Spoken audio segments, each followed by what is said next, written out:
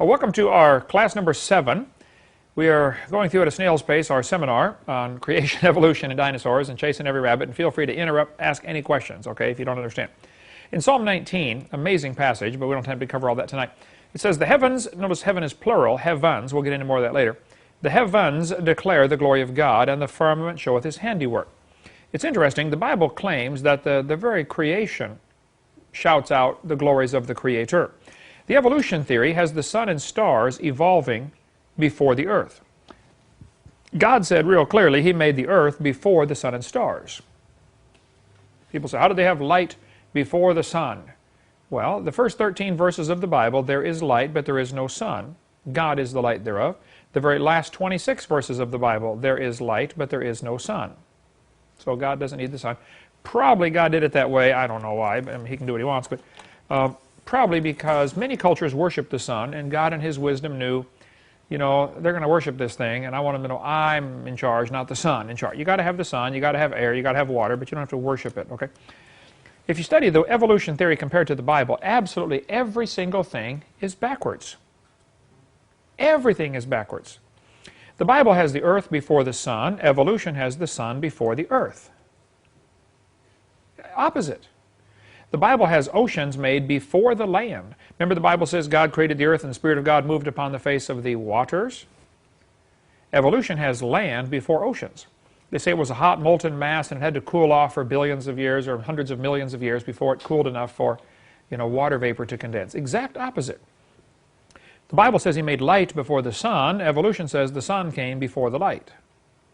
The Bible says land plants were created first. And evolution says marine life came first. Life developed in the oceans before any land plants. The Bible says fruit trees came before the fish were created. And evolution says no, fish came before fruit trees. If you look at any geologic column in any textbook, you'll see this is exactly correct. Evolution theory is backwards on everything. The Bible says he made fish before insects. Evolution says he made insects evolve before fish. Here's a geologic column.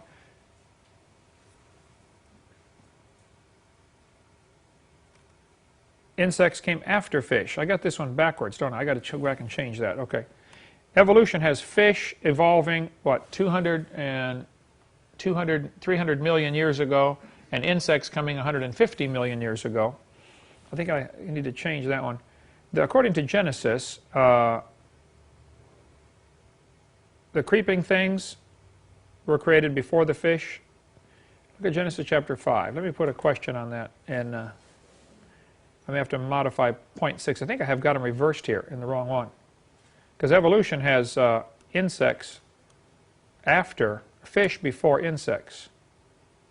Evolution says. Genesis, I'll go back and look at that one. Let's finish the rest of these here. The Bible has plants before the sun. Plants on day 3, sun on day 4. Evolution has the sun created, you know, billions of years before the earth even came around. So it's backwards on the order of creation. The Bible has marine mammals coming before land mammals. Things in the water made first on day 5. Marine or land mammals made on day 6. Evolution has land mammals first, and then they evolve back into the ocean. Think about that. Evolutionist says, oh yeah, some fish came up out of the water, evolved legs, walked on land, turned around, went back into the water, and became a whale. Evolved onto land and then evolved back. The Bible has birds before reptiles. Evolution has reptiles before birds. Again, go back and look at the geologic column. The ones they publish in the textbooks. You'll see that's exactly what they do teach. It is backwards to the Bible. The Bible says the atmosphere was between 2 layers of water, and evolution says the atmosphere is above the water. The Bible says, these are the 2 most important ones, these last 2. If you don't get anything else, get these. The Bible says man brought death into the world. What does evolution say? Death brought man into the world. How did we get here? Oh, billions of things died before they slowly evolved into man. This is probably the most critical and most dangerous difference between the 2 religions. Creation and evolution are both religious worldviews. But the death brought man into the world. Charles Darwin in his book said, I'm bewildered. He wrote to a friend. He said, I had no intention to write atheistically, but there seems to be so much misery in the world. He said, You know, from the war of famine and death, the most exalted object we're capable of conceiving, the production of higher animals follows. Darwin thought death was the process that drove the whole thing to work. Now think about it. If one animal evolves a little better than the rest, what must happen to the rest of them in order for this to work? They all got to die. I mean, if you got one cow that evolves just a little bit better, whatever, now the rest of them have to die, or else the new improved cow model is blended back into the population. It's lost. So you have to get the inferiors to die. This is exactly what Adolf Hitler thought. And he thought he was going to speed up the process by finding out who the inferiors are and eliminating them. Let's just speed this up a little bit. And of course, history tells us what happened. The Bible says God created man. What does evolution say? Man created God. Isn't that what the evolution theory would teach? There is no God. Man created him.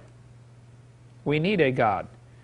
And they have their whole theory of how God evolved from, you know, worshiping rocks and stumps and trees to finally, you know, monotheism. And, you know, they got it all backwards, exactly backwards.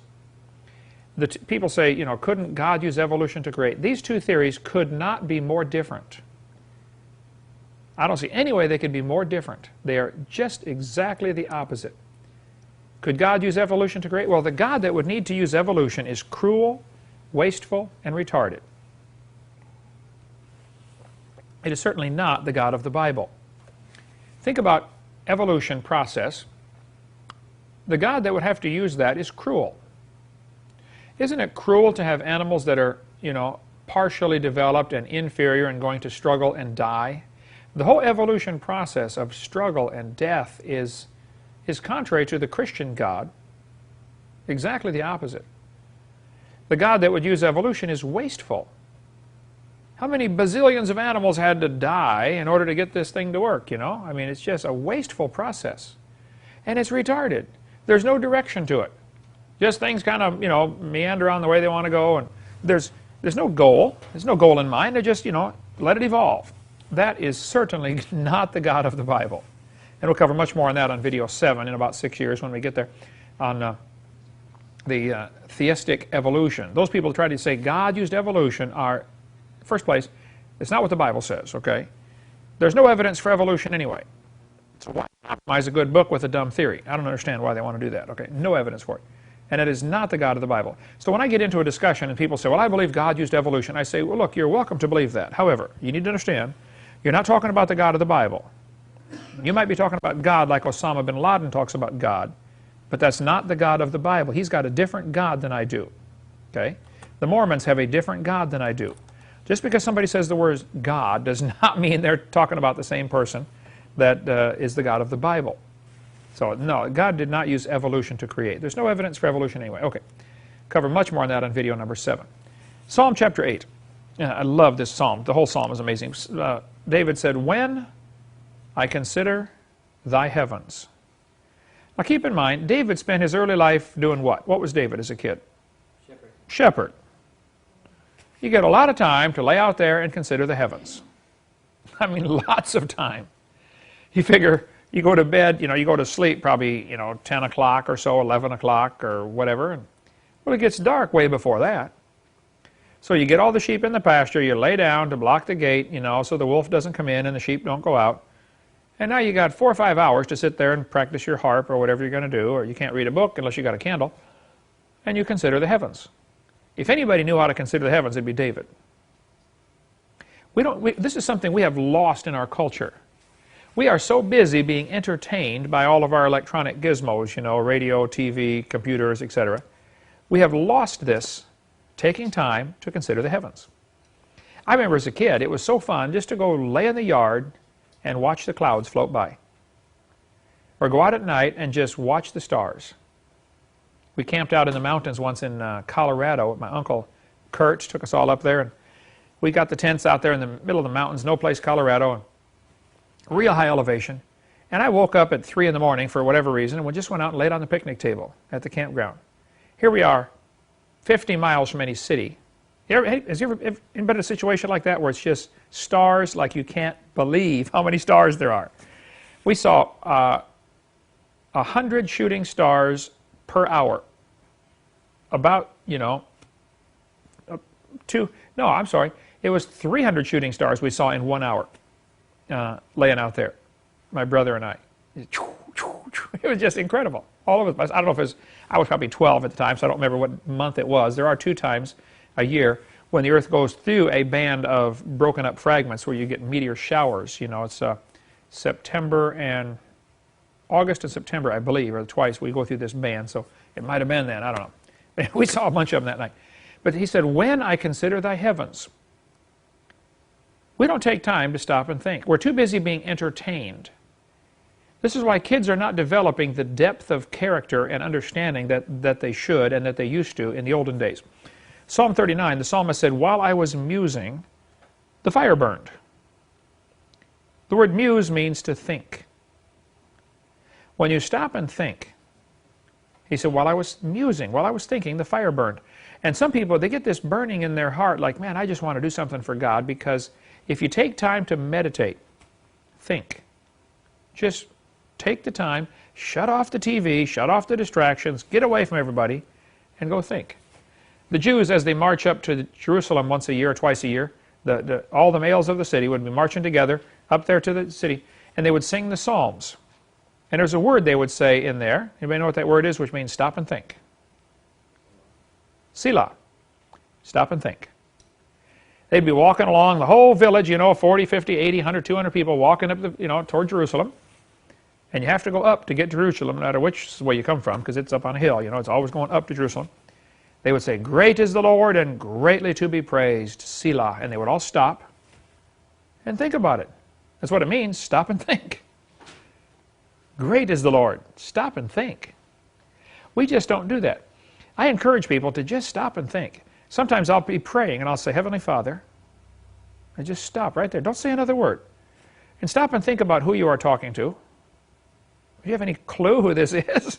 We're talking about the God of the universe, And we expect him to come like a puppy dog when we call. Hey God, I'm ready to pray. Get over here, listen to me right now. Get over here, stand right here. I'm praying, okay? like we're the boss, While I was musing, the fire burned. You want to get your heart on fire for God? Muse.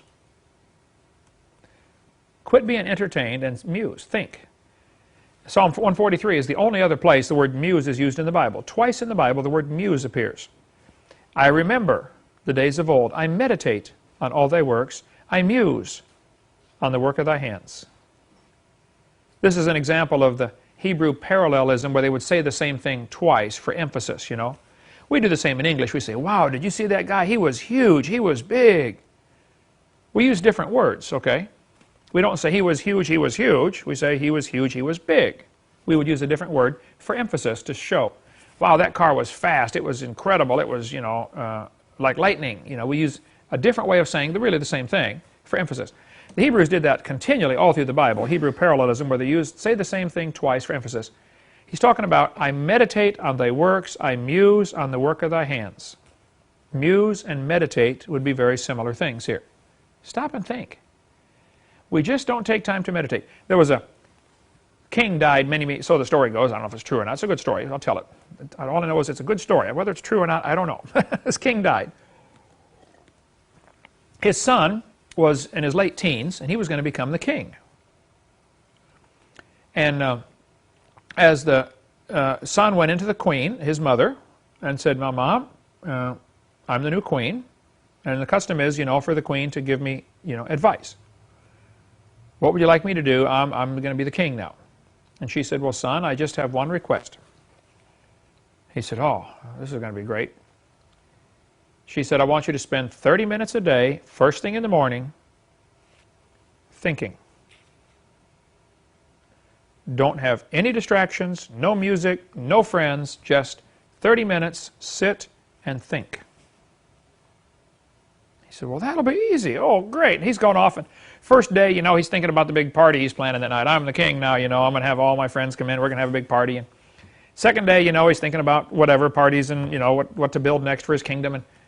But after a few weeks, it just really got to him. Taking the time to stop and think ate at him. And he realized, man, this wicked lifestyle I'm leading is going to lead to nowhere. It's going to lead to destruction. And Satan is good at keeping people so busy that they don't take time to stop and think. Instead, they just rush off from one thing to another. I don't listen to music as I drive. I like music. I love music. But I very rarely listen to any music. That's my thinking time. Just think. You get all kinds of ideas. You know, you ladies that pick up the phones, I call in the middle of the night, leave a message on your phone. You know, hey, write this down. I got this great idea. I did not realize until just a few months ago that when I was calling, leaving these messages, the message had the time on there. You know, this message recorded at 3:12 a.m. 3:12 a.m. Well, that's when I get my best ideas. You know, you eat a lot of pizza with peanut butter on it just before you go to bed, and you wake up with really wild ideas at 2 in the morning. Like, oh, wow, I never thought of that before, you know. Better than LSD. Oh, wow. Pizza and peanut butter, that'll do it. But this whole mentality, this whole practice, I guess, of just thinking. We let everybody else do our thinking for us. And if you watch TV, they're doing the thinking for you. They're telling you what to think. They're telling you how to look at things. They're telling you what to believe. If you listen to music, the music is a great tool or a dangerous weapon. Music can be used to change your whole thinking process. The communists have known that for years. They use music to train people to be submissive, to not rebel against communism. Music's a powerful tool, dangerous weapon, or a wonderful gift from God. That's why the Bible says, speak to yourselves in psalms and hymns and spiritual songs, singing, making melody in your heart to the Lord. The Beatles had a song that was famous years ago. As they're singing the song, you got this beautiful melody, you know, they were good musicians. But in the background, somebody's chanting through the whole song. Smoke pot, smoke pot, smoke pot. It's just very subtle in the background. Smoke pot, through the whole thing. That gets into you, okay? The rock music and stuff these days is dangerous. And I would challenge kids, if you want to develop a whole different personality, stop and think. Spend 20, 30 minutes a day musing. Think. Don't let somebody else do your thinking for you. Read the Bible, read a couple chapters, and then just stop and think. It'll absolutely revolutionize your whole life, make you a brand new person. A theist is a person who believes in God. If you put the letter A in front of a word in English, it very often means the opposite. Okay? So an atheist is a person who does not believe in God, or at least claims he does not believe in God. I doubt there's any real atheists out there. Muse means to think. Amuse means to not think. That is the meaning of the word. We have entire parks where you can pay money and go do that.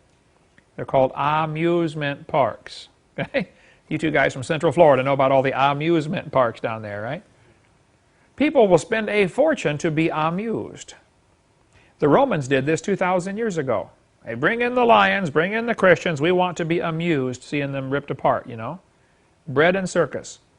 And when people get to that point where they're more worried about their sports and their games and their amusements than they are about thinking. Amusement is a great tool for politicians to use to keep the people from thinking for themselves. Karl Marx in the Communist Manifesto said one of the things you have to do is get the people's minds off their leader. Not when the Communist Manifesto was in the Communist Rules Revolution. Get the people's minds off their leaders, get them thinking about sports, trivial things that don't matter. Who's going to care who threw the ball through the hoop 100 years from now? Who's going to care? But people today get all bent out of shape over, wow, who's going to win the World Series or who's going to win the Super Bowl? It doesn't matter. But it's a great distraction. It is just like the thing you wind up over the baby's crib, you know, the little mobile. The kid's crying. I got 4 grandkids, 3 and under, you know, and it's so easy to get them distracted, you know. Just like little Matthew last night, he's what, 10 months old, you know. I was watching Matthew last night. All you got to do is, when he gets fussy over something, hey, Matthew. You know, that's one of the characteristics of, you know, a 10-month-old brain, okay? Just very easy to distract. Teenagers and adults can be the same way, though. Very easily distracted on absolutely dumb stuff. It's not going to matter. We ought to be concerned about who's going to heaven or hell and about who's going to be our leaders in our government, and, you know, we ought to be concerned about deeper issues, but the politicians have learned, hey, keep the people distracted, give them bread and circus, and they won't worry about these things. If ever something is in the news that's usually, you would think, man, that's kind of stupid. Usually there's something bigger behind the news that they're trying to hide.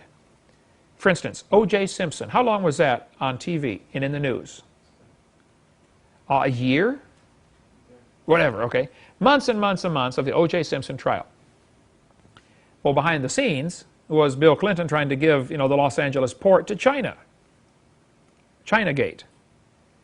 But they try to cover that up. Whenever there's something in the news, like it's all big news, all the news media is covering, something about, some murder. Yes, sir.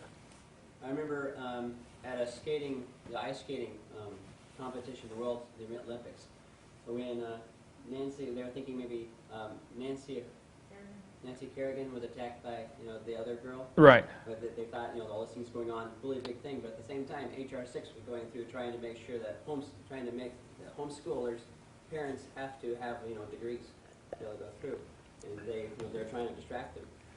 Get something in the news to distract people from the real issue, the homeschool bill or the whatever, And politicians are great at this. They've got, decades and centuries of practice at it, and they're really good at it.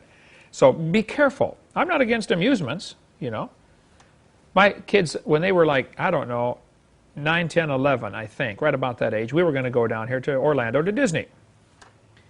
And I said, kids, we're going on a Tuesday, and it's a kind of a light day. There aren't going to be as many people there as there are weekends, so let's have an experiment here. Let's see how much time we actually spend on the ride. When we're done with the ride, we're going to run and get to the next one and get in line. As soon as we get up there, as soon as the ride starts moving, click, start the clock. As soon as it stops moving, stop the clock. We were there for 12 hours trying to see how much time we could get in. Anybody want to take a wild guess how much actual ride time we had in 12 hours? An hour? 25 minutes? 29 minutes. You know how much action time there is in an average Major League Baseball game?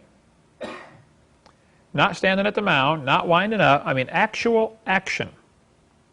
11 minutes. In a Major League ball game, which takes, what, 2 or 3 hours, We just get amused over the dumbest things, and it's distraction. Disney's got it down to a science. I mean, when you run to get 30 minutes of ride time in for, what? What's it cost to get in there now? 40 bucks? 50? Okay. 50 bucks for 30 minutes. That's $100 an hour I paid per kid, okay, of actual ride time. The rest of the time you're standing in line like a bunch of cows, move up a step, back and forth, back and forth, back and forth. They got it down to a science, okay? So you're paying, while you stand there in line, and of course the longer you stand there, the more hungry you get, and then you buy the $5 hot dog and the $3 Coke, and they got more money that way. Amuse.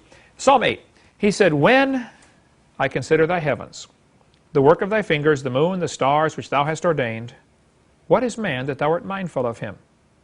Now look what happened to King David here. When I consider the heavens, the work of thy fingers, the moon, the stars, what is man that thou art mindful of him? When you start looking at what God has done, you start realizing how insignificant we are. And I tell parents, you better go home and look in your kid's bedroom. And if what you see all over the walls are pictures of sports heroes, you better stop and think what you're doing to this kid. You are developing in him a very shallow personality where the depth of his understanding is, wow, he threw the ball through the hoop. Oh, no depth of thinking. No understanding of the times to know what Israel ought to do. You're not going to raise a leader that way. Just absolutely no depth of character.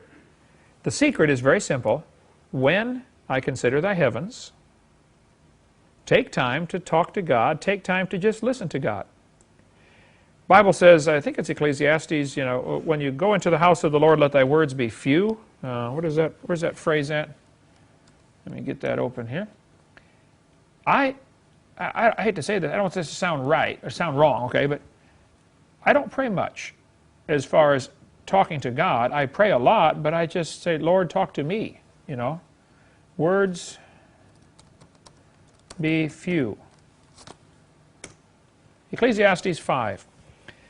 Be not rash with thy mouth, and let not thine heart be hasty to utter anything before God. Don't be in a hurry to say something in front of God. For God is in heaven, and thou upon earth. Therefore, let thy words be few. I know people, they'll pray for an hour and they ask God for this and they tell God how He ought to be running the universe and they're just busy telling God everything, Okay, how many of you ever made a promise to God and later found out you couldn't keep it? God, I promise I'm going to read my Bible 5 hours a day or something like that, We all do that. It's better not to vow than to vow and not pay. We find that verse here. Not to vow. And that's verse 5 of the same chapter. Oh, yeah, okay, right there. Verse 3. For a dream cometh through the multitude of business, and a fool's voice is known by a multitude of words. When thou vowest a vow unto God, defer not to pay it. For He hath no pleasure in fools. Pay that which thou hast vowed. Better is it that thou shouldest not vow than that thou shouldest vow and not pay. I guess as a young Christian, I read this and was really impacted by it and said, man, we're talking about God here. I'm not going to make any promises I can't fulfill. And I saw all kinds of kids in the youth group. They would, after a good, powerful sermon, they would walk down to the front and say, God's called me to be a missionary, and God's called me to, whatever, okay? I didn't do that. I might go be a missionary, but I'm not going to get up here and tell everybody God called me to do it, and I'm not going to promise God. I try to be very cautious in what promises I make. My wife will tell you it frustrates her to death, I'm cautious. Let thy words be few. And see, you're dealing with God here. When you're in front of a judge in court or on a witness stand, you have to do the very same thing. Bill Clinton was in front of the grand jury for 4 hours and 30 seconds and didn't say anything they could hang him on. What he would do, he would question everything that they asked him. He would question every word. Well, that depends what you mean by is, What do you mean by is, Of course, it drove everybody crazy, but he's a lawyer, and he's, crooked as a dog's hind leg. But he never did really perjure himself. Because what you do, after you question their question over and over and over, then you say, well, if I understand your question correctly, my answer is, blah, blah, blah. And when they try to hang you with your answer, well, I must not have understood your question correctly. Let your words be few.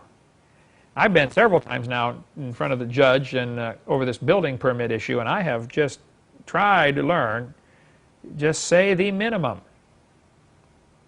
We were at the hearing just last week, and of the building, the 4-hour hearing over the building permit, and the attorney for the state, the county attorney, said, now, Mr. Hovind, does your son live next to you?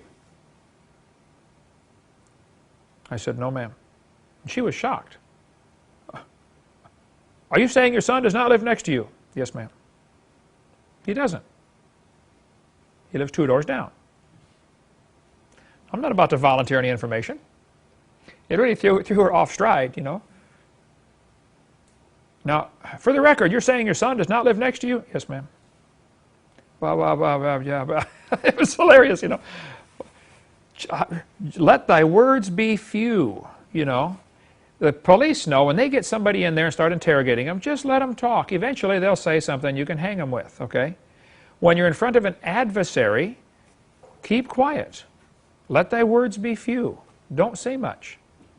When you're in front of somebody that's out to get you, just shut up.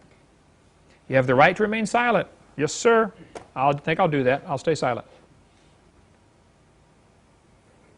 And we can go off on a long rabbit trail there. We better stop, okay?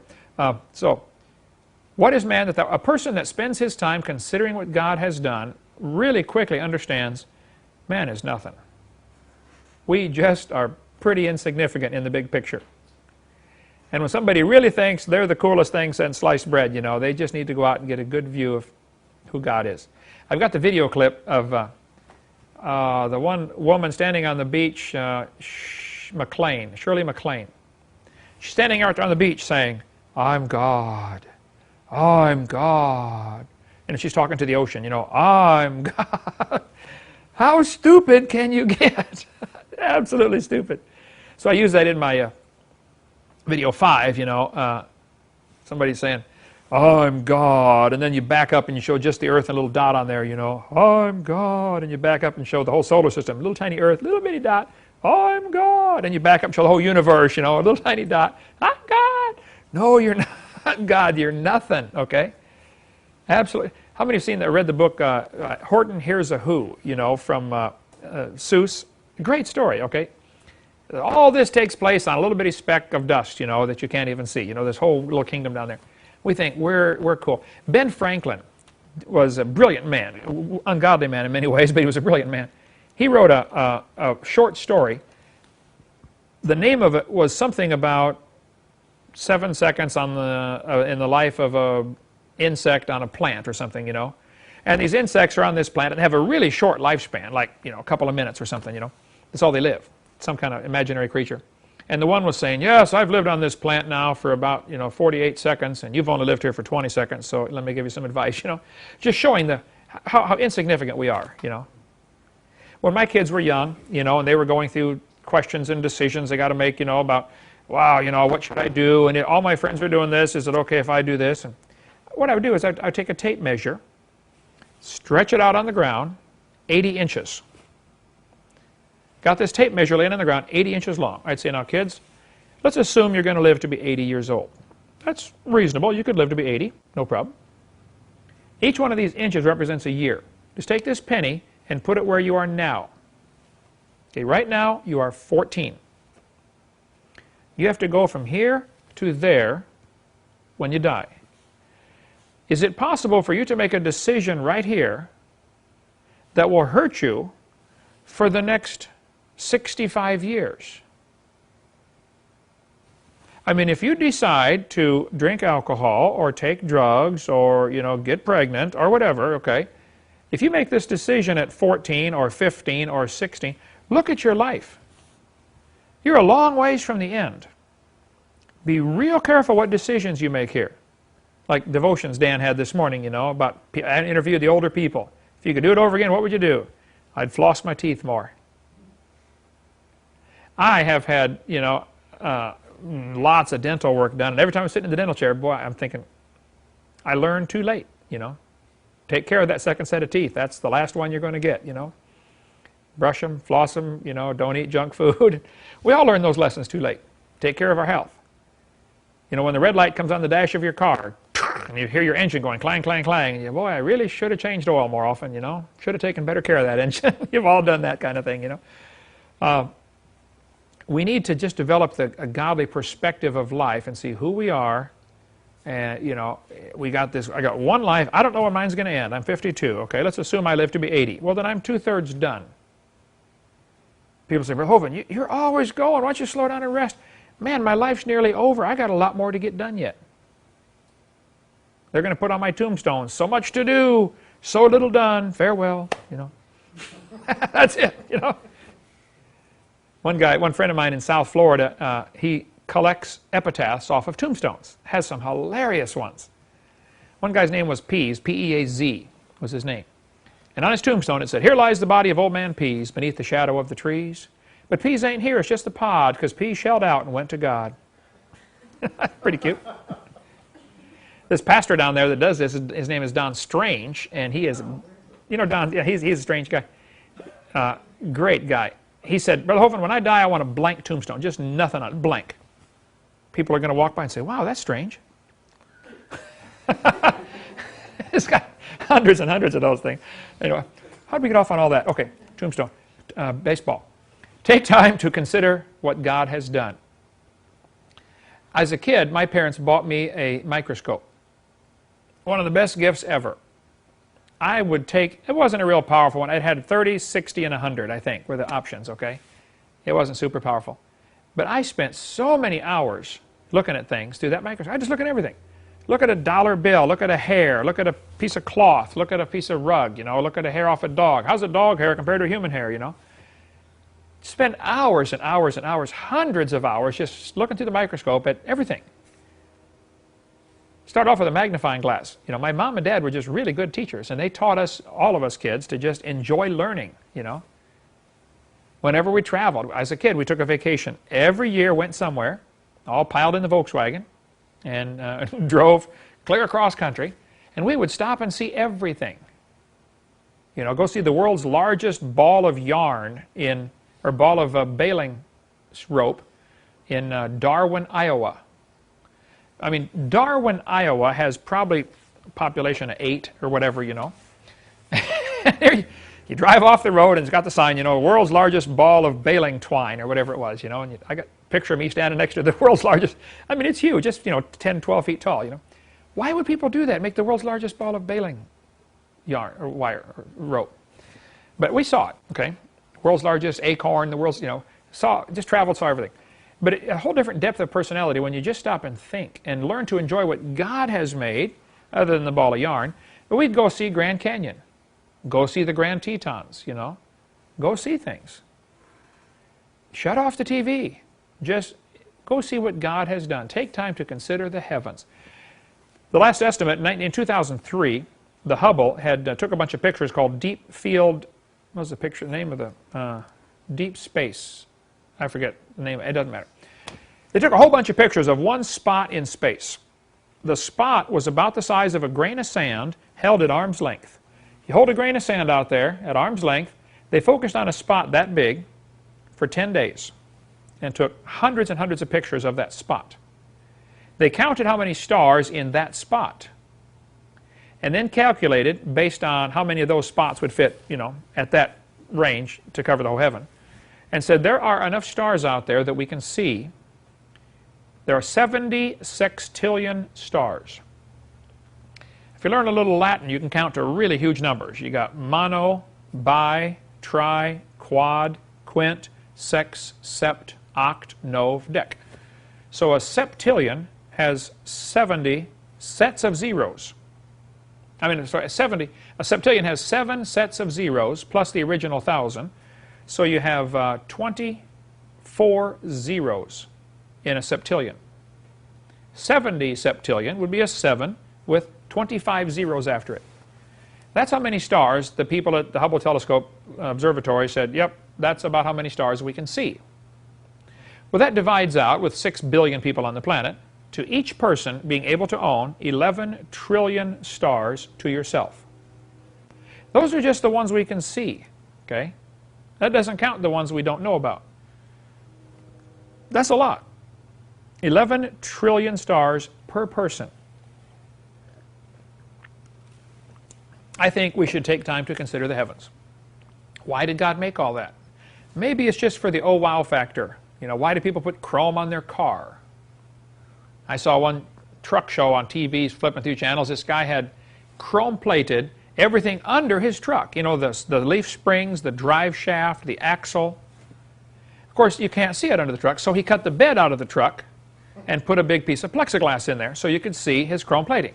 Of course, now you can't use the truck to haul anything because you're going to scratch the plexiglass. Duh. Absolutely stupid. But why do people put chrome plate, all that stuff? Why do they have chrome bumpers on a car and chrome stripes and pinstripes and all? It's just for the, oh wow, that's cool, you know. God, the ultimate owner of everything, has infinite amount of money. It's no problem for him to go, hey, you want to see the oh wow? Watch this. Step outside in the dark night. Get away from all these lights. Wow. But we sometimes can't see the stars because there's too much city light. There's just too much light in our eyes, you know.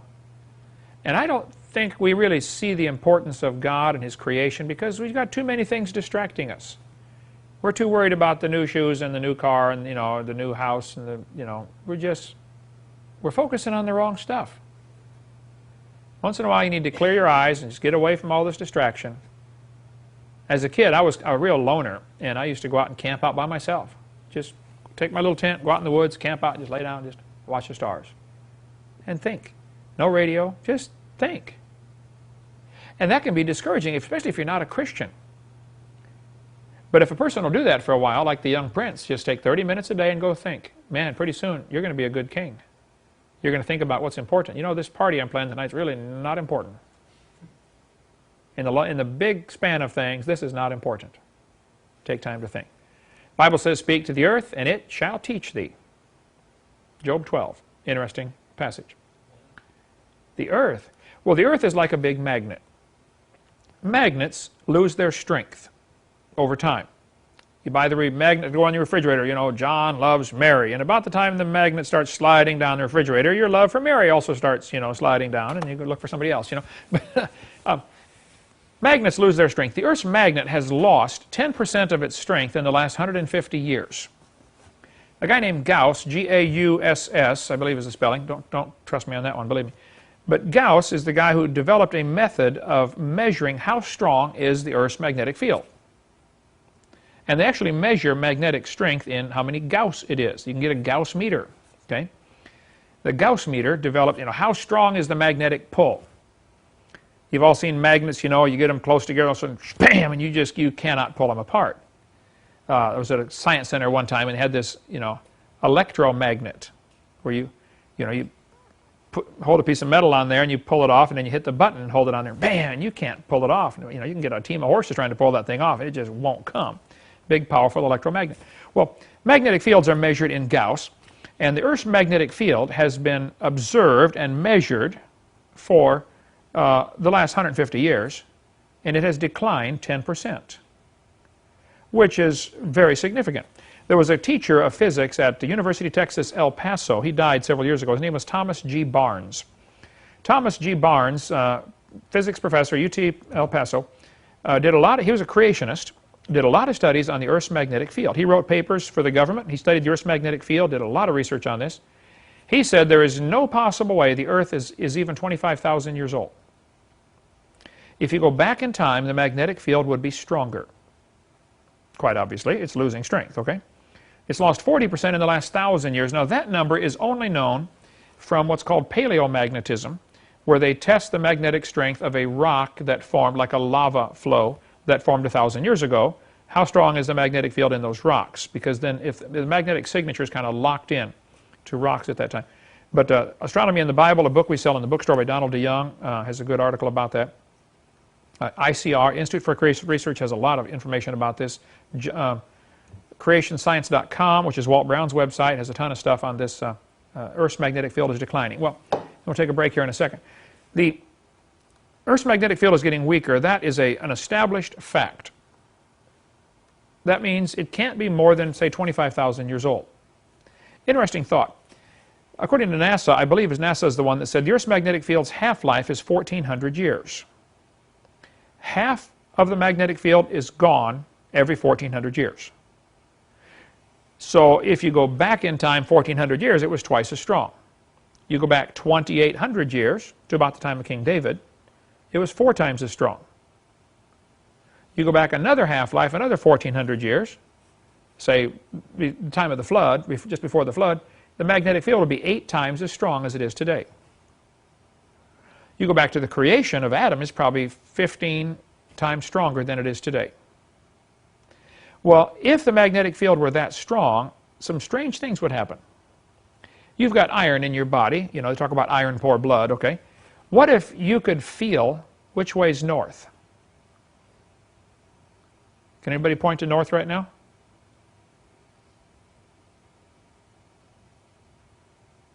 Got 3 say that way. Josh, you going with the crowd, or you think that's north? I think that's north. He thinks it's that way. Diane, which way is north? This way? Have you ever been disoriented? I mean, like lost? That's a weird feeling, and it's uncomfortable. Okay. Well, if God made the Garden of Eden absolutely perfect, Adam and Eve had a lot of features that we probably don't even think about. They probably had a built-in GPS. You could not get lost. You always knew exactly where you were in relation to the Earth, based on the magnetic field. Birds navigate by the magnetic field.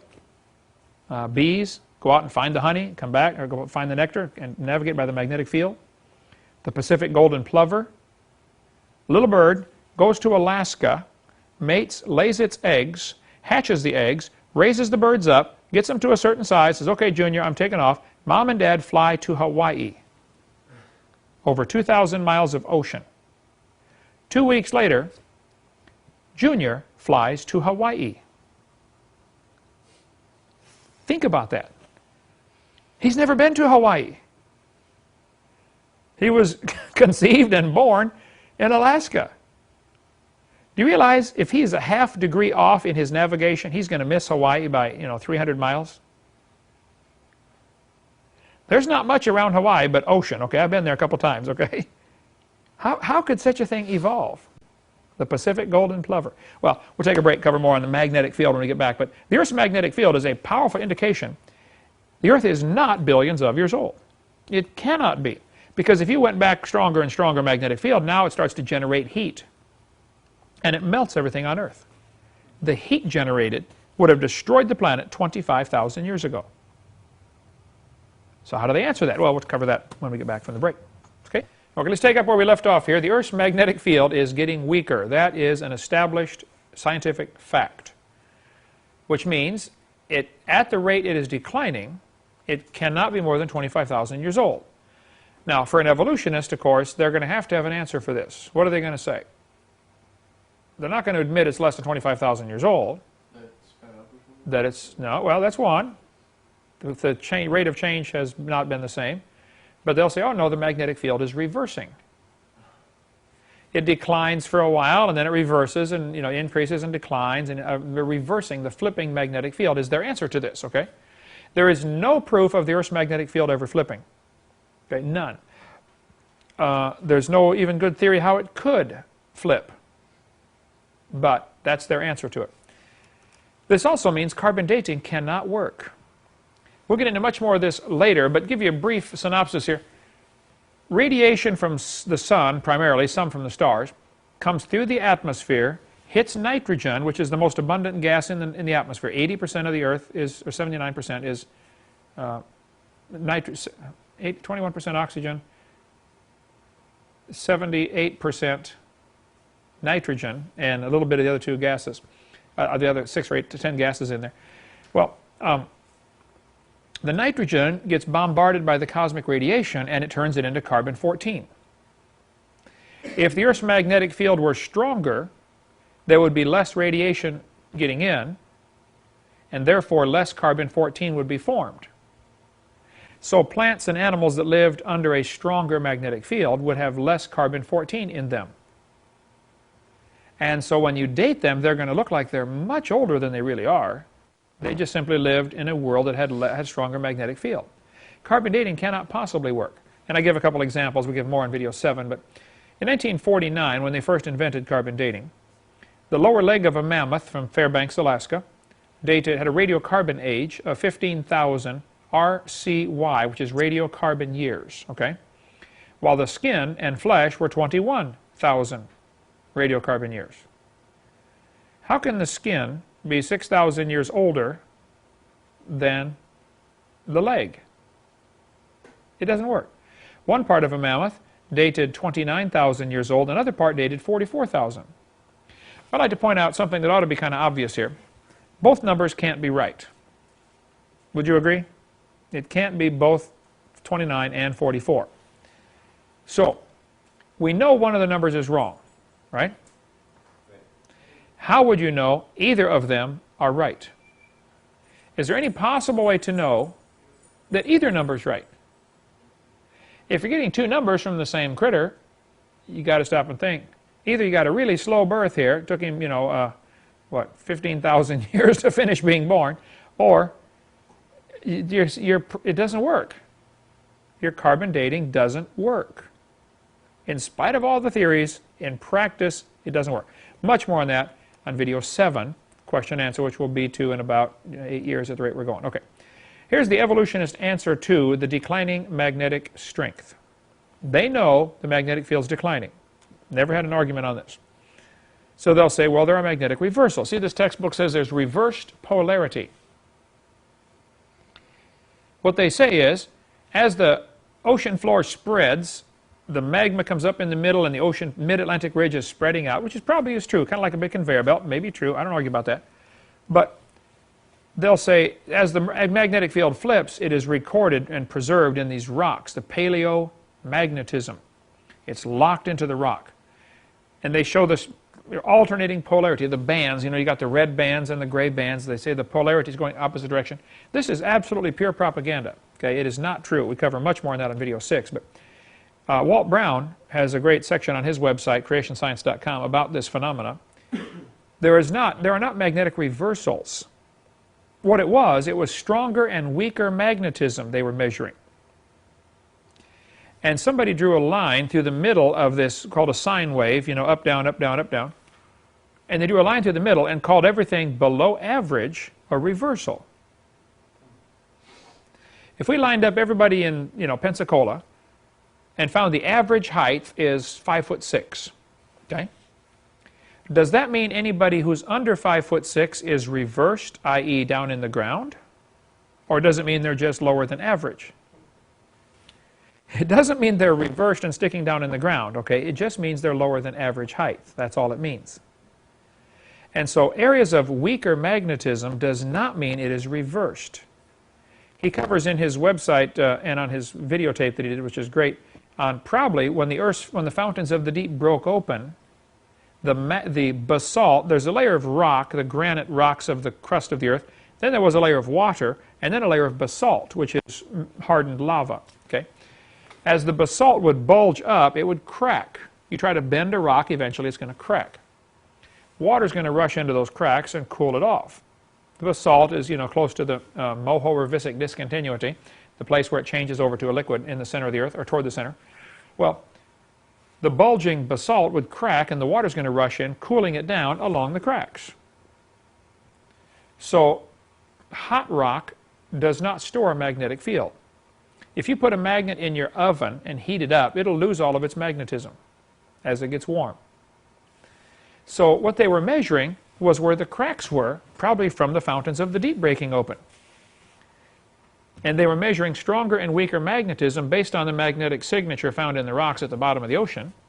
It's true there are different intensities, but it's not true that there are reversals. How they did that, I don't know. That's part of the Pangea theory. How many have ever heard of Pangea? Textbooks will teach, oh yes, boys and girls, millions of years ago, all the continents fit together. Right? They don't ever tell the kids they had to shrink Africa 35 to 40% to make them fit. Why wouldn't they bring that up? Well, we don't want to confuse the kids, you know. Oh, you don't want to present the facts because you want them to believe your theory. Is that the way this goes? Okay. They don't tell them that Mexico and Central America are gone. Take a look at any map of Pangea. Hey, señor, ¿dónde está Mexico? Panama, Costa Rica, Guatemala. Right? They're gone.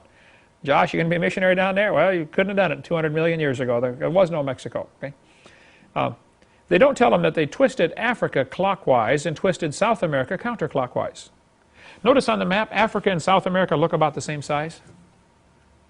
Grab that globe up there, would you, Albert, and toss that up here? I don't want to get my microphone wires messed up. You take a look at a globe, not a map, okay, a globe, where you get the actual scale. Africa is huge compared to South America. And let everybody pass that around in a second here. South America, right here, about that far across the bulk of it. Africa is gigantic. Take a look for yourself. It's just not logical to say, just, how do they get by with this stuff? You know, where's somebody with a brain saying, oh, excuse me, wait a minute. The textbook, I forget where it was, in Texas, the Gablers caught it. One of the textbooks they tried to get to sell to Texas had the equator going through Florida. Kids are going to learn this on a map, you know. Okay, kids, study your geography for tomorrow. Where's the equator? It goes through Florida. You're going to mess that kid up the rest of his life. One of the textbooks had George Washington was Abraham Lincoln's vice president. Oh, only about 60 years different in time frame, you know. No, he wasn't, George Washington. Oh, brother. But the Gablers, textbookreviews.org, they've got reviews of all kinds of textbooks showing just some unbelievable things that they're in there. Like, hello, does anybody have a brain out there? Like that Ernest movie, what was the one where he said, everybody works around here a moron, you know, Ernest robs the bank or whatever it was, you know. Ernest goes to jail, that was it. That was hilarious. So everybody works around here a moron. Well, yeah, they got to be morons. They made Africa the same size as South America. It is not. Okay? Hey, Diane, make a note for me to find out how many square miles Africa is, and I'll stick that on the map, and how many square miles all of South America is. Total square miles for each continent. In your Pangea map, they look the same size. They shrank Africa a lot to make them fit. They also don't tell you what I think really ought to be obvious to a kindergartner, okay? If you take the water out of the oceans, you will notice there is dirt underneath. The oceans actually have a bottom to them, a floor, right? These continents are not lily pads floating around in a bathtub. Okay? The Earth has a continuous solid crust. And so when somebody says to me, do you think the continents were ever connected? I say, what do you mean? They're still connected right now. Right this minute, the continents are connected. It's just the low places are full of water. Right? Doesn't mean they're not connected. Duh. My house and the neighbor's house would fit perfectly if you slid them together. What does that prove? Nothing. Okay? The opposite sides of quite a few rivers would fit perfectly. Take a look at the river. You know, same width, follows the same curves. See? What does that prove, huh? Nothing, all right? It doesn't prove the earth split open there and the river oozed up in between, all right? It's just a coincidence based on the water level. The shapes of the continents that we see today is a pure coincidence based on the water level. If you raise or lower the water just a few hundred feet, everything changes. Figure the oceans average 12,000 feet deep. We were driving back last 2 days from Chicago, Hammond, Indiana, my family, and we had my little GPS sitting on the dash of the bus, you know, keeping track of where we are, how fast we're going, you know, in case we get lost. And it also shows elevation. Did you know Chicago is 600 feet above sea level? 600 feet. You know, from here to building 8. That's it. And it's a long ways to the beach from Chicago. If the oceans, they're at 12,000 feet deep, if you raised them another 600 feet, what's that, 5%? Chicago would be underwater. Whole United States would look a lot different. We cover more on that on video 6 anyway, about the ocean. So this whole Pangea theory is dumb. We cover much more on that in seminar part 6. If you want to can't wait to get all that, watch that one. Okay, the Earth is spinning about 1,000 miles an hour at the equator. Technically it's 1,041.6, I believe. You could take the diameter of the Earth divided by the 24 hours it takes to go around, you know, who cares? But the Earth is spinning, we all know that. It's about 1,041 miles an hour at the equator. That would depend upon your altitude. I know somebody's going to call in and say, well, that depends if you're 80 feet above sea level or 800 feet. I understand. The circle's bigger. I taught geometry, but who cares? But the Earth is spinning, but the Earth is slowing down, okay? We're actually slowing down. In the Pensacola News Journal, about 15 years ago, they ran an article that said in 1990, this was just before New Year's Eve, a couple weeks before New Year's Eve, give 1990 one last tick before ushering in 1991. What's this all about? Well, when you count off the final seconds of 1990, wait just an instant before cheering in 1991. By international agreement, an extra tick will be placed between 1990 and 1991 to keep regular clocks in line with atomic clocks. Atomic clocks are tuned to a particular quiver of the cesium atom and are accurate to a billionth of a second a day. But regular clocks use days as a measure, which are growing longer by 1,000th of a second or more daily as Earth's rotation slows. The Earth is slowing down for several known reasons, okay? If you look at the Earth, we're spinning toward the east. The crust of the Earth is solid rock, but only about 20 or 30 miles, which at this scale is about as thick as the paper on this globe, okay? 20 miles compared to 8,000 is 2 to 800, 1 to 400, okay? This is what, a 12-inch globe, so 1/400th of the thickness of the radius would be the thickness of the crust of the Earth. Really not much. The Earth is about like a balloon, would be a good analogy. The thickness of the rubber compared to the balloon is about how thick the crust is compared to the Earth. The inner part, as far as we know, is liquid. Well, if I was spinning this thing and it was full of water, the liquid on the inside would create friction and quickly slow it down. Once you get the whole thing spinning, there is still a little problem with the movement of the liquid inside is going to be moving around as opposed to the surface, which is more rigid, the crust of the Earth. So the liquid center to the Earth creates a dragging motion on the spinning. It gradually slows it down. Two other things enter into slowing the Earth down. As the Earth spins, the moon is pulling the water up, called the tide. Well, as the Earth turns, that tidal bulge is constantly moving around the Earth, okay? We're turning toward the east, so the tidal bulge is going toward the west. For instance, Pensacola is going to get the tide a few minutes before Mobile gets the high tide, if all other factors are equal. Other things play into it here, like the shape of the topography of the land and all that, but who cares? Well, this tidal bulge, the tide washing up onto the beach, is a lot of water. It's heavy. You know, a gallon of water is 8 pounds, a cubic foot of water, 64 pounds. You get a few thousand bazillion gallons of water smashing up on the beach. Even though it slowly comes up and, you know, goes back down, that tidal bulge creates a braking action, slows the Earth down. The third factor that slows the Earth down is prevailing wind currents. Because the Earth is turning, hot air rises, so the air near the equator tends to go up. The sailing ships discovered this the hard way. As they're trying to sail back in the 1500s, you know, Columbus, 1492, sailed the ocean blue. As they tried to sail across the ocean, pretty soon they started to go across the equator. Let's go to South America. We'll see what they got down there. Let's steal their gold, you know. So, when they got to the equator, the wind quit blowing. The wind is blowing just fine until all of a sudden they get to the equator, and it just stopped. Sails went flat, and they're stuck. It's called the doldrums. D-O-L doldrums, something like that. They hit this area, and it's like, wow, what do we do now? Get out the oars. Let's row this, you know, 20 bazillion pound boat for the next 300 miles. It was a real problem until they discovered there are some currents they can ride to get across here. But in the days of sailing ships, it was a real problem. If you don't have wind, you're stuck. You got a real problem on your hands. The reason was because the air is going straight up. The wind was blowing all right straight up, which doesn't do you any good. You can't use that for sails. At the North Pole, cold air sinks, so the cold air was dropping down. You open your freezer, you know, and the cold air rushes out to the floor. Hot air rises, expands, cold air sinks. So if there were no other factors involved, the hot air would rise off the equator, drift over to the poles, sink at the poles. The air would blow along the surface of the Earth toward the equator, rise up, make a great big loop. Problem is, it can't quite make it that far. So it's divided up into 3 loops called the Coriolis effect. We'll get into more of that later. But this wind is generally in Pensacola, the wind blows the same direction.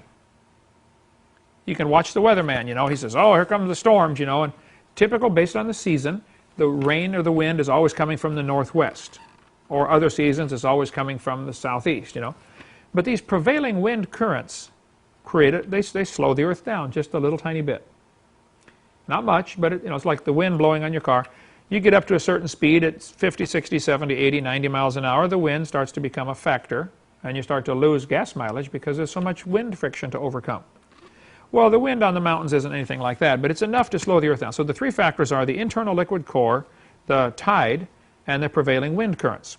All of those act as a brake to slow the Earth down. That's been known for a long time, and it's been known that the Earth is slowing down. It would have to be slowing down, which raises a couple of questions. How fast can it keep this up? How long can it keep this up, I mean? At what point will it slow down to a dead stop? Oh, with a ball this big and this heavy, I mean, Earth weighs like 6 sextillion tons. It's going to take a long time to slow it down, to stop it. But obviously, quite obviously, it used to be going faster. Well, if the Earth was going faster, you start to create a problem. Here's Astronomy Magazine, June of '92. They said Earth's rotation is slowing down. To compensate for this lagging motion, June will be 1 second longer than normal. This leap second, announced by the International Earth Rotation Service in February, will keep calendar time in close alignment with international time. Because of the slowing Earth, eventually a day is no longer 24 hours. Now it's slightly longer because the Earth is going slower. They've had leap seconds since 1973. Usually, they used to do it every year, 73, 74, 75, 76, 77, 78, 79, 80, and then they started going half a year, 6 months. Or no, a year and a half. Sometimes it's, July, July, July, July, and then January, January, January. About every year to year and a half, somewhere in there, we have to add a second to the clock. People say, who cares? Well, if the Earth's only 6,000 years old, that really is not a big deal. Adam's day was probably just a little bit shorter, actually, because the Earth was spinning just a little bit faster. Adam wouldn't notice. He didn't have a watch, as far as we know. So you people that like to sleep in, hey, rejoice. Your day's probably a second or two longer than Adam's was. You probably got more time to sleep. Big deal. But if you want to go back millions of years, you're going to really create a problem in a hurry. Millions of years ago, the Earth would have been going real fast. These are those loops I was telling you about, the prevailing wind current. It's called the Coriolis effect.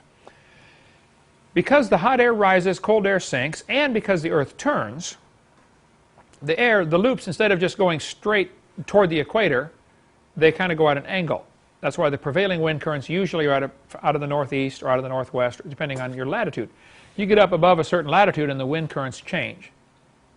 There's another place where the air is dropping straight down. So the sailboats have a hard time going through there because the wind is coming down instead of out.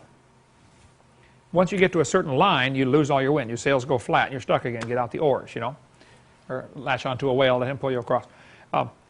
If the Earth is only 6,000 years old, it's not a problem. If you go back millions of years, you create a problem. I tell kids, if you think dinosaurs lived 200 million years ago, I know what happened to them. They got blown off. Now, actually, 200 million years ago, the Earth would not have been going fast enough to blow anything off, okay? Centrifugal force would have been a little greater. And it's just a joke about the dinosaurs flying off 200 million years ago. But it would have been going, at some point, you're going to create a problem. You're certainly going to create a problem with there's a term for it. The length of days that plants have to have, they have to have a certain number of daylight hours in order to flower, okay? And trees lose their leaves not based on temperature, but based on the length of the day. I mean, as soon as the day gets too short, they start dropping their color out of their leaves. And I was just up north and saw all the beautiful colors up there, How many have seen the leaves change colors, We got to see that this last week. Down in Florida, you don't get much of that, okay? But this phenomena would have been greatly affected if the Earth were going faster. Now your days are shorter and your nights are shorter. It's going to greatly upset all this stuff. Another indicator that shows the Earth is not billions of years old. What I do in my seminar, and we're going to cover these here, I go through different ways to show the Earth is not billions of years old. I take a whole bunch of things from Earth, a bunch of things from space, and a bunch of things from biology, living systems. That's how I've divided up my young Earth proofs, okay? Into 3 general categories: Earth science categories, space science categories, and biological categories. And a 4th one, I guess I have, historical categories. The evidences that I used are divided into those four categories. The Sahara Desert, and actually Sahara means desert. So to call it Sahara Desert is being redundant. You're saying the desert, desert. And people can point that out to me. Atheists will say, well, you don't even know. I know that. And they're so desperate to find something that I'm saying wrong that they'll point that out. Well, Sahara means desert. Okay, well, everybody on Earth calls it the Sahara Desert, okay? But technically it's the Sahara. Anyway, the Sahara has a prevailing wind pattern. The wind generally blows from the east across the desert to the west, which causes a phenomena over here in Pensacola, Florida, called what? Hurricanes. That's exactly correct. That's where they start, right there. The process of deserts having a prevailing wind pattern is pretty common, and it results in the desert growing. The hot air comes off the desert, kills the trees next door. That area becomes desert. The process is called desertification. Once an area becomes desert, it is basically, unless really special things happen, it is unreclaimable. The soil becomes sterilized. You can take all the plants you want out to the Sahara Desert, stick them in there, and water them like crazy, and they will still die. There is no nourishment left in the soil. It's gone. It's leached out, bleached out, dried out, whatever happened to it, it's gone. So once an area becomes desert, it is really tough to reclaim it. It can be done, but it's very, very tough. A big study was done on Sahara Desert. It has been known for a long time. Sahara Desert is growing. Actually, today it grows 4 miles a year. They lose 4 miles every year to desert. Now think what that does to the farmers living along the edge. It is chaos. It is bringing unbelievable famine to Africa because of the desert. It is growing much faster than it would normally because there's people living along this edge. And they cut down the trees for their firewood. They cut down the trees to cook, you know. They cut down the trees for their houses. And now the desert doesn't have to kill the trees. The farmer killed the trees. Plus all the cows they're raising out there, you know, and overgrazing the grass. And bottom line is, they're speeding up the process by having so many people living along the edge. But it is causing real serious problems in Africa with desertification. They're losing thousands and thousands of acres of farmland every day just because of the desert growing. Even if there weren't people there, it would still happen, but it is happening faster because the people are, you know, doing what they're doing. Well, there's a group from Germany went in there and studied this for a while, and they said, you know, Sahara Desert's probably 4,000 years old. Okay, I would agree with that. There are historical records of, you know, people living in areas that now you just couldn't live there. Egypt, for instance, had lots of area that was not desert, that now is desert. So, for whatever reason, you know, God allowed this to happen. It's just a phenomena of the way the shape of the earth is and the way the mountains are and the way the winds blow. It happened. Okay, Sahara ends up growing. Well, it's interesting. If the oldest desert is 4,000 years old, I got a question. You know, if the earth is millions of years old, why isn't there a bigger desert? Or why hasn't it stopped growing? Run into a border someplace that it can't grow past. Well, the Bible says 6,000 years ago God made everything, and 4,400 years ago there was a flood. Destroyed everything. It's really hard to have a desert under a flood, right? Pretty tough. So I predict, just based on what the Bible teaches, that the oldest desert on the planet will be less than 4,400 years old. And when you look at the evidence, it is. Now this doesn't prove God made the world in 6 days, but this is one of those coins in the box, those bits of evidence that says, look, it can't be billions of years old. They're telling me the earth is 4.6 billion years old. Why is the oldest desert only 4,000? This, I suppose, could be similar or equated to a living organism, though it's not living, of course, but it's a process that we can observe. We can see it happening. We can calculate back in time a few thousand years with reasonable accuracy and say, we can tell about when this started. And it started about 4,000 years ago. Okay. That may or may not prove anything for the creation-evolution argument, but I point out this is no problem for the creationist, and it may be a problem for the evolutionist. They might have an answer for it, okay. But to me, it would be a stretch to fit that into the evolution theory. When you drill into the ground, you hit oil in some places. Oil wells can have pressure up to 20,000 pounds per square inch. Put that in your bike tires and watch what happens. I lived in East Texas, Longview, Texas, where there were 30, it's the smallest county in Texas. I forget how many, I think 30,000 oil wells in Gregg County, Texas. Smallest Texas county with 30,000 oil wells, I believe. There was one called the richest acre in the world in Kilgore, Texas, which is 15 miles away. When the oil was first discovered there, they had 28 oil wells on 1 acre, which is the size of a football field playing surface. 28 oil wells, pumping oil like mad. Bazillions of gallons of oil taken out of the East Texas oil field. Well, the rock on top of this oil is, you know, rock weighs a lot more than water.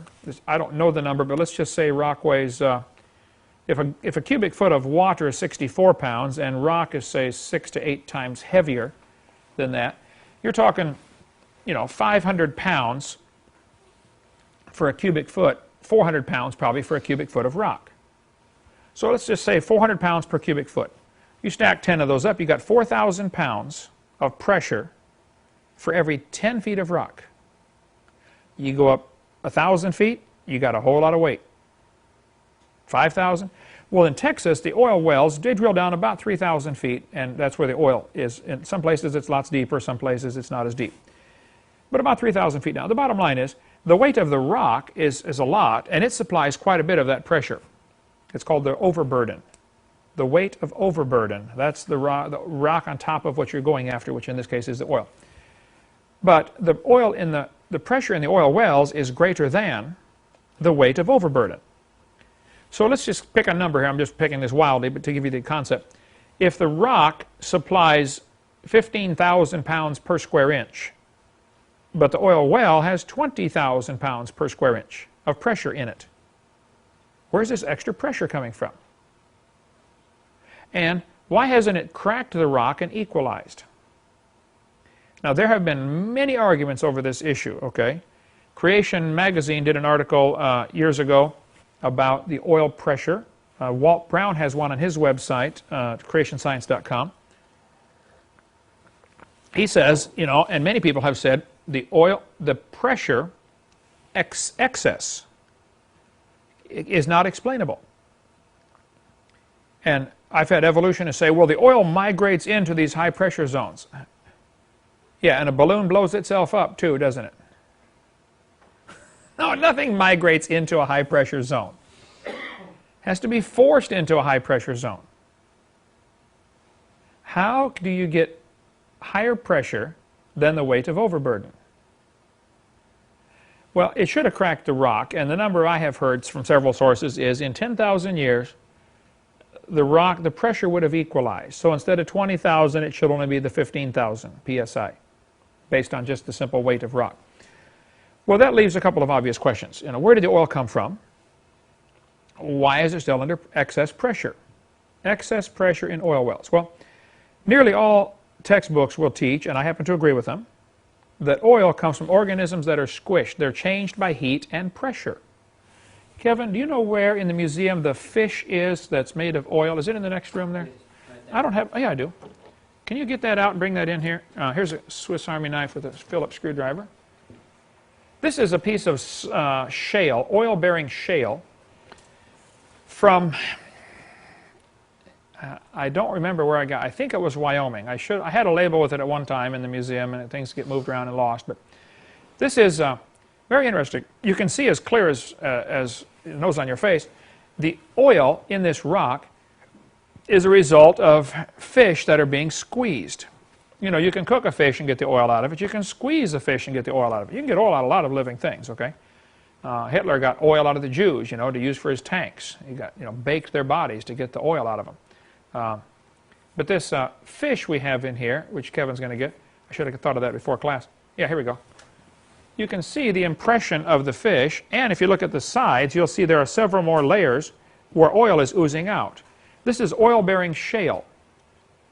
To get oil out of here, you don't just drill a hole and pump it out, okay, because it's all squeezed between these layers. But Kevin, pass it around, let everybody look at that. Try not to touch the fish itself. Hold it by the edge. But there's oil coming out of the crack. Oh, I do have the information on the back. Yeah, where I got it. What's it say on the back? Where did I get that thing? Okay, found in 96 in Connecticut. Connecticut. Still Connecticut. Okay. Found in 96 in Connecticut. You can see the impression of the fish plain as day.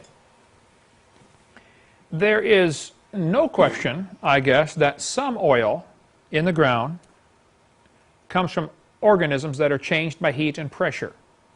You get all these fish buried down there in the flood, because fish can drown, you know, in a flood. You get a lot of dirt in the water, they can't breathe through their gills, and they drown, okay? So the fish end up at the bottom. Now layers and layers of sediment get on top of them, squishes them, changes them into oil. You can see it there, plain as day. Does it smell like oil, Josh? It's hard to smell. It's been out for 10 years now, you know, but most scientists agree, like this textbook says, oil and natural gas both are thought to form from the decay of organisms that once lived in the sea, i.e. fish. There you got one, you can hold it for yourself. They're changed by heat and pressure. Well, I would agree. Oil comes from organisms that are squished by heat and changed by heat and pressure. Back in 1971, they ran an article in Bureau of Mines, U.S. Department of the Interior, had an article about converting organic waste to oil. They had learned how to take a ton of garbage, heat it, and pressurize it, and produce a barrel of oil in 20 minutes. So why don't they do it? Well, it's just too expensive, okay? The cost of transporting the garbage to the place, of providing the heat to heat it up, providing the pressure to squeeze it, you know, you're going to spend $100 to make a barrel of oil, and you can drill it for $60 or $50 or $20, you know. It's still cheaper to drill for than it is to produce. Yes, you can produce it, but it's not worth the effort yet. It's like there's a lot of gold in places where they don't even go dig for it. They know there's gold there, but it's going to cost me $100 to dig out a $50 piece of gold. It's not worth it. Let's wait till the price goes up. Then we'll go dig for it. If the gold becomes worth $200, well, then yeah, I'll spend $100 to go dig it out. In 1996, proposal was approved in Western Australia for $22 million to build a oil production plant next to a sewage plant. Take the sewage under heat and pressure, change it to oil. And they can do it in 30 minutes. In Texas, just in when was this? 2003, a couple years ago. There's an article in Discover magazine. Anything to oil is the name of it. Technology savvy could turn 600 million tons of turkey guts and other waste into 4 billion barrels of light Texas crude each year. The guy says, we duplicated what Mother Nature does, but what Mother Nature took millions of years to do, we do in about 30 minutes. They got these factories where they're slaughtering, you know, bazillions of turkeys to package them up and sell them around the world and sell them. Well, they throw away the head, the feet, the feathers, the guts. Somebody said, hey, this is all organic. Let's build a factory that'll take all this stuff and heat it and pressurize it and produce oil. And they're doing it. Taking the turkey guts that they would have thrown away, making oil out of it. It's still not cost effective. You know, the turkeys don't like it at all. But the point is, it can be done. So Sinclair, years ago, chose the dinosaur as their logo. Do you guys have Sinclair in Colorado? Sinclair gas stations? California have them? I've seen them somewhere. Arkansas has them. You know, you're from Arkansas. They got them all over there. They have. What's that? Kansas has them. Yeah, there used to be a lot more. They used to have big fiberglass dinosaurs. Sinclair. I used to love stopping at Sinclair because they had a little small one. You could climb on it while your dad gets gas. You go climb on the dinosaur. You know. Make a note for me to add the picture of me standing by the Sinclair dinosaur to Seminar 1A, Diane, if you would, because I got a picture of me standing by one. I called Sinclair, and they said, yeah, they come in 4 fiberglass pieces, pre-molded. They're $1,700 unassembled, but we don't sell them to individuals. So, John, you're going to have to build our own here. Okay. This article, by the way, if you look at the one on the right here, this is one I got from the Ruby Tuesdays, no, not Ruby Tuesdays, one of the restaurants over by Cordova Mall. I said, oh, can I borrow that? I want to go scan it into the scanner. What does it say at the bottom? Mellowed 100 million years, right? I found another one. It said mellowed 80 million years. Even Sinclair changed their tune over the years, you know. They said, oh, it took longer for the dinosaurs to form, you know. Used to say 80, now it's 100 million. But I've got this sign here. Isn't it here somewhere in the museum, this one? Right there. Right there, okay. Mellowed, does it say 80? Ours say 80 or 100? Ours says 80. 80, okay. I've got the one that says 80, but this one I got from the restaurant says 100. It's right here in town, over on, what's the restaurant before you get to Cordova Mall that has all the signs all over the place inside? Is that Applebee's? Applebee's. I think that's where this one is. Anyway, who cares? But mellowed 80 million, well, wait a minute. How did the oil get in the ground? Christians ought to have an answer for this. One of our jobs is to be ready always to give an answer, right? I believe about 6,000 years ago, God made everything. 400 years ago, there was a flood. In that flood, lots of critters drowned. And people. We have fossils galore in here of all kinds of things that are buried in rock. That's obviously sedimentary rock laid down by water. So during the flood, you got all kinds of things drowning, including all the people except 8 on Noah's Ark. I would be wildly picking a number to say probably 1 billion people drowned in that flood. That's just a guess, okay? It might have been 5. They might have had more people then than we have today. They had a lot more of the earth was habitable. They were living a lot longer. I mean, you could have a lot of kids in 800 years. much bigger families, right? And no reason to not have 100 kids per family because, man, you got the whole world. Property's free. No rent, no utilities. You don't have to give your kids an education so they can make it in life. Just have all you want. Everybody makes it in life, you know. But, so I tell the kids, you know, next time you go to the gas station, you know, you can think about that flood. Say goodbye, Grandpa. You know, you should have listened to Noah. He told you it's going to rain.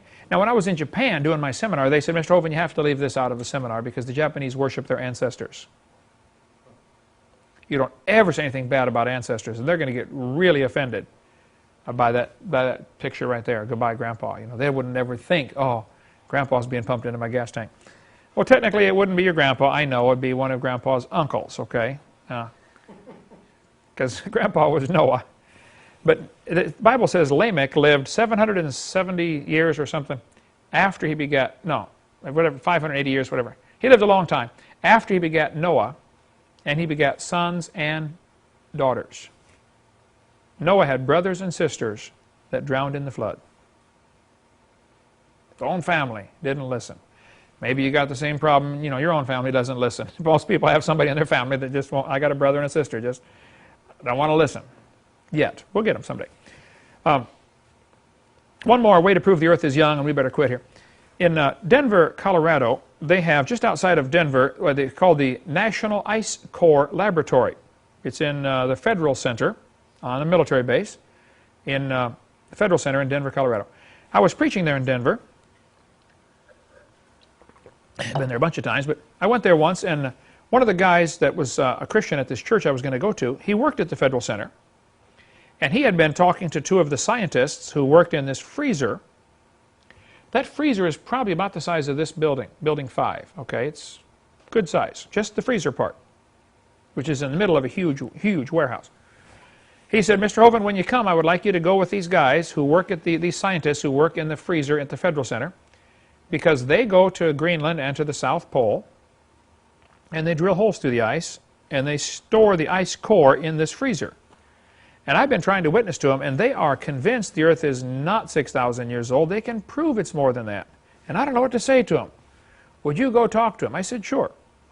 So I went with those guys to the United States Geological Survey, USGS, freezer in outside of Denver, Colorado, at the Federal Center. And these guys took me in. They gave me this big hat and big coat and big pants and big boots. I mean, it's 36 below zero in this freezer. Okay, I'm from Florida, right? I got thin blood. I was freezing. Even with all that stuff on, I was still freezing in just a matter of a minute, you know, just frozen to the core. But we went in this freezer, and these guys said, now, Mr. Hovind, we go to Greenland, and we drill holes through the ice. And we go to the South Pole and drill holes through the ice. We have a coring machine. There's the coring machine.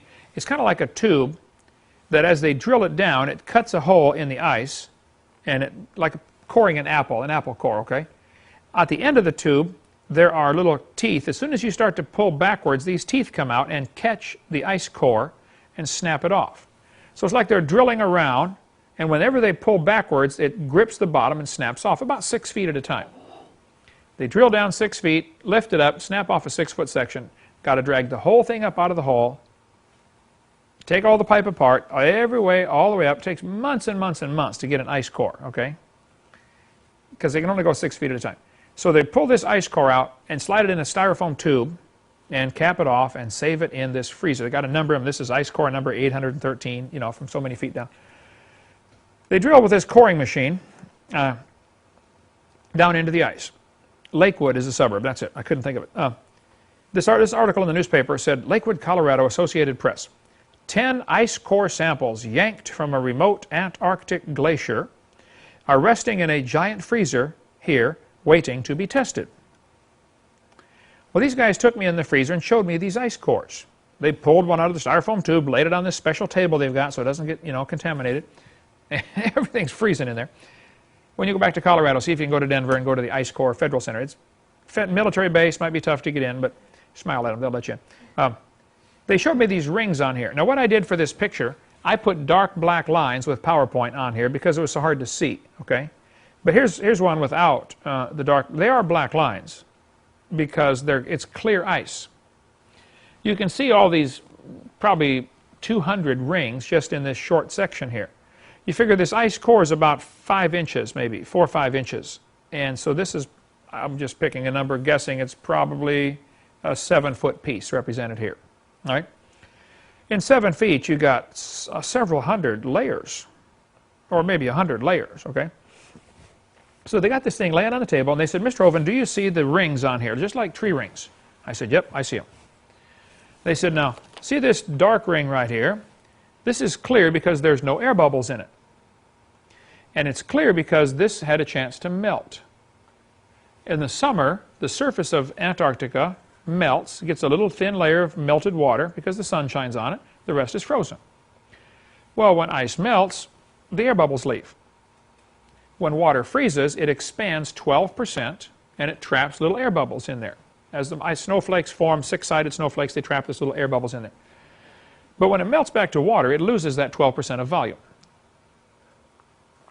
So when you freeze ice, and when you freeze water, it turns to ice and it floats, which is a good thing, otherwise all the fish would die. Another long story, because ice goes to the top instead of the bottom of the pond.